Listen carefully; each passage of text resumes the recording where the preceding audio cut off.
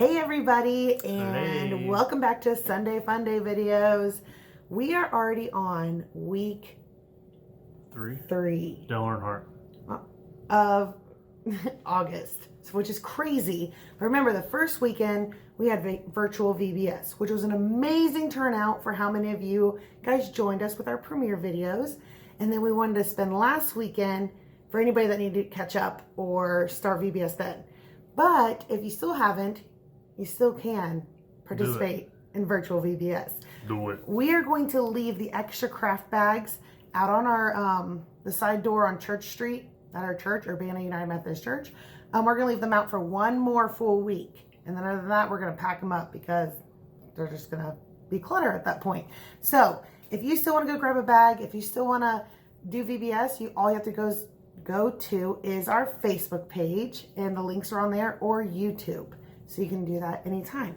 But what I'm excited about is a new month, a new month, which it's the third week, but it's still a new month, a new theme, and a new worship song. Ooh, this song. Does that mean it's time to get up and worship? Get up and worship. Go. It's time.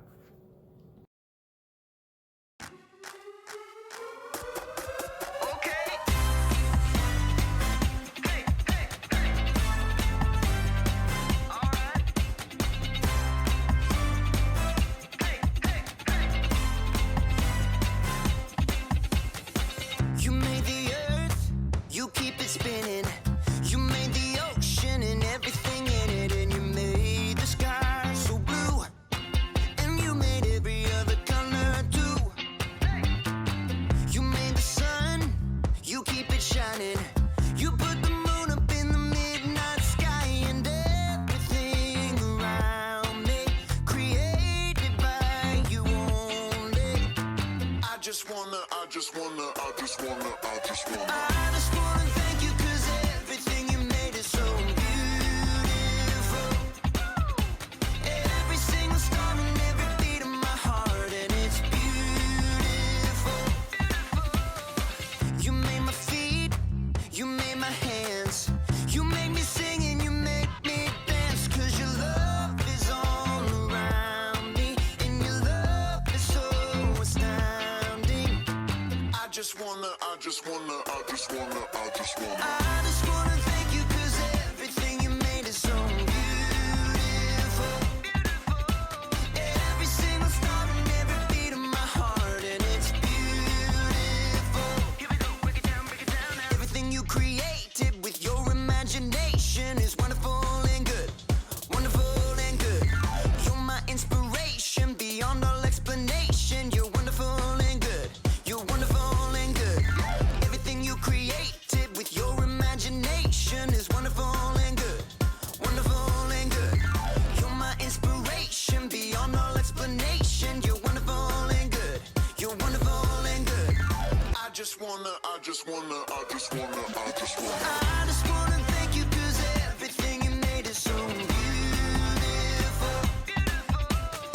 Every single star and every beat of my heart, and it's beautiful. I just wanna thank you 'cause everything you made is so beautiful. Every single star and every beat of my heart, and it's beautiful.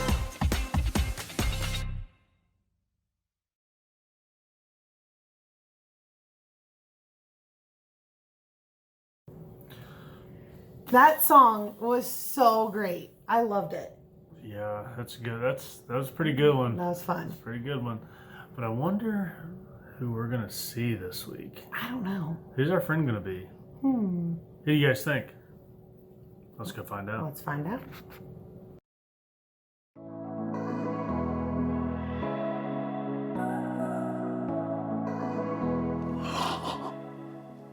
Hey everybody, it's me, Jacob, and today I'm here to talk to you about creativity.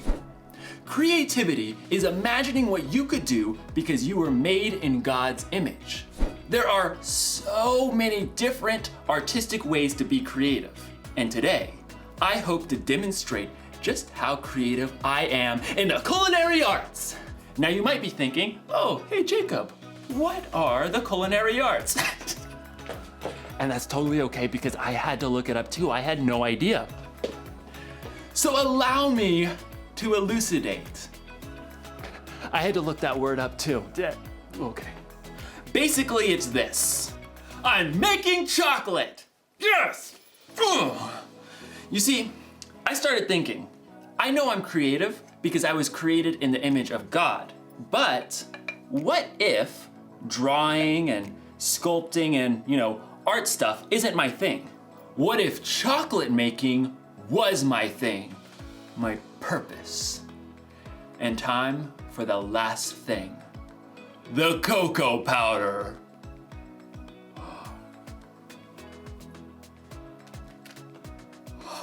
In my research, I learned that chocolate comes from a bean that grows from the cacao tree, which technically means that chocolate's a vegetable.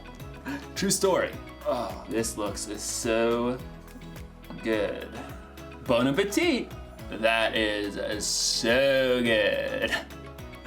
I think I've really discovered what my purpose is. Chocolatey goodness. It's like in today's story. God had a purpose for a woman named Esther, and you're going to find out if she discovered her purpose before it was too late. Time to check the old recipe book. Oh, let's see. Chill for 4 hours. Chill for 4 hours. No, I'm kidding, obviously. It means to put it in the freezer. Just, duh. I had to look it up. And I spent 2 hours in the freezer before I realized that it meant the chocolate and not me. So, see you soon. Oh, Jacob. He is so funny. Funny guy. Yes, but we definitely love chocolate in this house. And that, yeah, okay, caramel over here. But the kids and I love chocolate. And that really would be fun to make, though. It would be fun to try, wouldn't it? It would. Messy, but fun. But let's see what story Ooh. with Esther, what this is all about. Who? Esther. Esther. Let's go Esther. see what's going on there. Esther. The Bible. It's 66 books of history, stories, letters, and poetry that fit together to form God's one big story. The epic adventure of how He created us and loves us so much that He made a way to rescue us. As we travel through the Bible, from Genesis to Revelation, we discover people who met God and found their lives changed forever. Now, for an amazing story. Inspired by the Book of Esther. Esther was the queen of Persia. Wait, what? Queen? Esther didn't become queen in the usual way. See, her father wasn't a king, and she wasn't from a noble family. It's just me and cousin Mordecai. In fact, Esther was Jewish. Many of God's people had been captured and brought to Babylon when their home, Judah, was conquered. Then Babylon was taken over by Persia. So Esther grew up in a land that wasn't her own. When Esther's parents died, her cousin Mordecai raised her as his very own daughter. Always remember what our scriptures say. Love the Lord your God with all your heart and with all your soul. Love Him with all your strength. One day, a new king named Xerxes came to power in Persia. He was so impulsive that he actually fired his queen Vashti simply for refusing to show up at a wild party. She will never see me again. When Xerxes had finally calmed down, he had realized he now had no queen. I have no queen. He would have to find a new one. I must find a new one. So the king decided to hold a contest. He ordered his officials to gather the most beautiful young women in the land and put them through an entire year of beauty treatments. Esther was one of those girls chosen. Cousin Mordecai, what do I do? Don't tell anyone you're from a Jewish family. I have chosen my new queen. Drum roll. My new queen is Esther. Me? Assume the queenly royal crown. I might have to resize it. Just as Xerxes had so impulsively switched queens, he also promoted a royal official named Haman higher than all of the other nobles in the kingdom. Bow to me, you fools!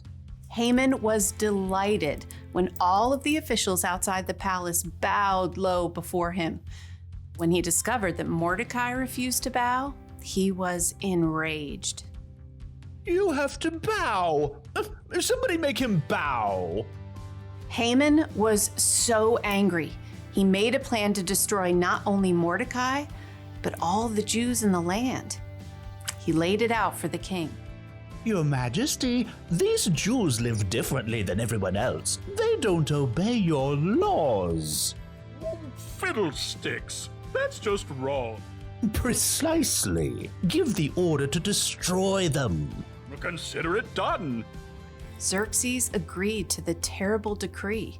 Messengers took the letter all over the kingdom. Hear ye, hear ye. On the 13th day of the 12th month, all Jews are to be killed. Hear ye, hear ye. When Mordecai and the other Jews discovered the horrible news, they dressed in rough clothing and wept bitterly. Mordecai sent a message to Esther in the palace, telling her what Haman had done. You must ask the king to save our people. Esther was devastated. She sent a response to her cousin. No one can come before the king unless he sends for them. If I do it, I'll die, unless he reaches out his gold scepter to me. Mordecai sent his answer right back. You may not escape, even though you're queen. Who knows? It's possible that you became queen for just a time like this. He's right. Here, tell this to Mordecai. Gather all the Jews. Don't eat anything for 3 days. I and my servants will fast too. Then I'll go to the king. Esther faced an impossible dilemma, but she took 3 days to prepare her heart and her mind. Bring my most beautiful royal robes. Heart racing, Esther entered the throne room. Across the long hall, she saw the king seated high on the throne. Breathless, she waited for him to see her. Please, please, please. The king looked up. His dark eyes locked on Esther's face. And then he smiled. He reached out his golden scepter. Thank God. What is it, Queen Esther? I'll give you anything, up to half my kingdom.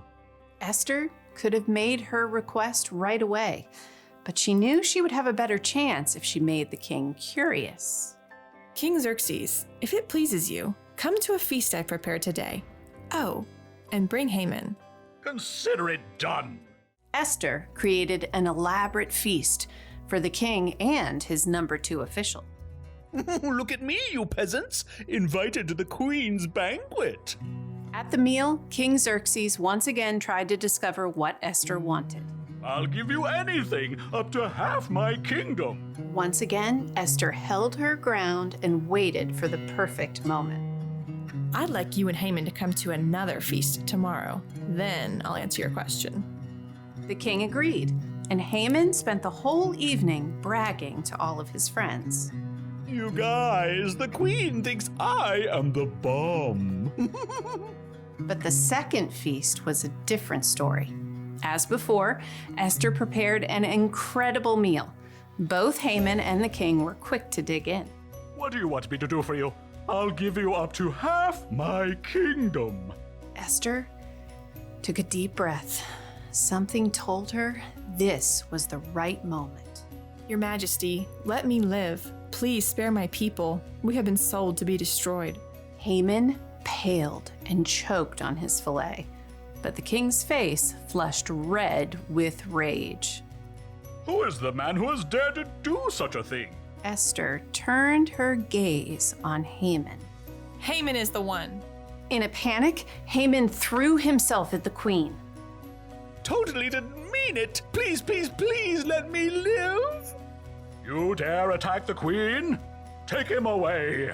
That very night, Haman was killed, and the king created a new order that would allow the Jews to be saved. We will celebrate this day with great joy. God had given Esther a surprising position in a foreign nation, and when the time was right, she would use all she had been given to save her people.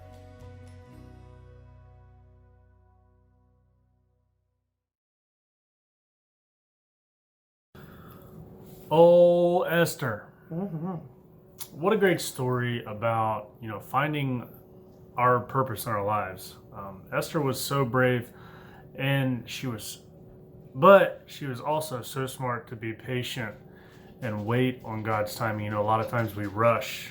We want God to just do it now because we can't wait anymore. We got to be patient. Yep. Sometimes that's the hardest part. I think that is the hardest part. Not sometimes, it is. Yeah. But let's go check back in with Jacob and see what he has to say about it. For sure. God always has a purpose. He had a purpose for Queen Esther when he put her in the right place at the right time to save her people. He had a purpose when he sent Jesus to pay for the sins of the world. And here's something you may not know. God made you for a purpose. It's true. Now, you may not have to save a bunch of people from total destruction. I don't know, or maybe you will. Who knows what God has planned for you? But I do know God has a plan and a purpose for your life, whether it be big or small. So think about it.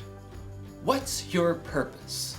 Is there something you like to do more than anything else? Like baking, or organizing, or juggling. Maybe what you like to do has something to do with your purpose. Or what about this? Is there something that you care about more than anything else? Like animals, or taking care of people, or keeping the planet clean? Maybe those things have something to do with your purpose. Whatever it is, here's the one thing to remember. God created you for a purpose. Actually, I think it would be safe to say purposes. Maybe it's something giant, like Esther, or maybe something simple, like chocolates. Didn't get it. So close, gonna keep trying. Yes!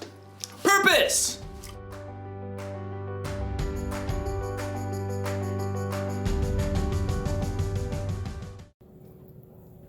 Okay, so Jacob is so right. God made you for a reason. He made you for a reason too. But I want you guys to take the next 60 seconds and talk with your family about the things that you love to do. Wait 60 seconds. Or things that you love, like animals, like Jacob said, or taking care of people or the world. And pray about your purpose and what those things might have to do with it. And see where that leads you guys, because it's pretty exciting. So, when do we start? Ready? Set. Go.